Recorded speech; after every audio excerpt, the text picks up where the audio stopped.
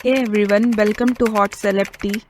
Let's talk about Jaya Prada. So Jaya Prada का real name was Lalita रानी राव जो आंध्र प्रदेश में born होती है. Jaya was born on 3rd अप्रैल 1962 को एक मिडिल क्लास फैमिली में. जया के फादर कृष्णा राव तेलुगु फिल्म के फाइनेंसर थे, whereas उनकी मदर हाउसवाइफ. जया ने अपनी स्कूलिंग तेलुगु मीडियम से की थी फ्रॉम राजामुंद्री एंड स्कूलिंग के अलावा जया ने डांसिंग और म्यूजिक की क्लासेस लगाए थे जिसकी वजह से वो एक train Bharatanatyam and Kuchipudi dancer है. जया को बचपन से डॉक्टर बनना था बट डेस्टिनी का कोई और प्लान था. तो जया जब 14 ईयर्स की थी तब वो अपने स्कूल के फंक्शन में डांस कर रही थी जहाँ उनको प्रभाकर रेड्डी ने नोटिस किया एंड वो उनके डांस से काफी इम्प्रेस थे. सो वो जया को भूमि कसम इस फिल्म के गाने में सिलेक्ट करते हैं एंड जया भी उनको कंफर्मेशन दे देती है. भूमि कसम में जया 3 मिनट के सॉन्ग में फीचर होती है एंड इस गाने के बाद उनको कई बड़े फिल्म डायरेक्टर ने उनको अप्रोच किया एंड बड़े फिल्म ऑफर किए एंड कुछ ही समय में वो बहुत बड़ी स्टार बन गई इन तेलुगु फिल्म्स. बॉलीवुड में उनकी एंट्री होती है बिकॉज ऑफ के विश्वनाथ. उनकी मूवी सरगम जो सिरी सिरी मूवा का रीमेक था, ये फिल्म उनकी काफी बड़ी हिट होती है एंड जया को रातों रात फेम मिलता है and she becomes very popular superstar in Bollywood as well. Jaya Prada says that उनका बॉन्ड श्रीदेवी के साथ दुश्मनों जैसा था. दो जया ऑन स्क्रीन उनकी बहन का रोल प्ले करती थी बट ऑफ स्क्रीन वो दोनों एक दूसरे को देखते तक नहीं थे. एक बार जितेंद्र ने श्रीदेवी एंड जया को एक रूम में लॉक किया था ताकि ये दोनों बात करे एंड दोस्त बन जाए, बट फिर भी दोनों को एक दूसरे के इतना गुस्सा था कि किसी ने बात नहीं. जया जब कपिल के शो में आती है रिसेंटली तो वो इमोशनल होकर कहती है कि काश वो श्रीदेवी से अच्छे से बिहेव कर लेती and she Mrs Sridevi. So let's talk about Jaya's love life. स्वाइल्स उनको कई बड़ी फिल्मों में काम करने का मौका मिल रहा था. इतनी स्पीडी ग्रोथ की वजह से वो 1985 तक हाई स्पीड एक्ट्रेस बन गई थी and during that time income tax department की चेकिंग होने लगी उन पर एंड काफी बुरा टाइम वो फेस करने लगी. इस सिचुएशन के दौरान वो प्रोड्यूसर श्रीकांत नाहता से मिलती है जिनको जया के प्रॉब्लम्स दिख रहे थे एंड उनको जितना कुछ पता था उस वे में उन्होंने जया को हेल्प करने का ट्राई किया एंड इस बीच वो दोनों फ्रेंड्स बनते हैं एंड समय के साथ ये फ्रेंडशिप टर्न होती है into love. But Srikanth was a married man. उनकी शादी चंद्रा से हुई थी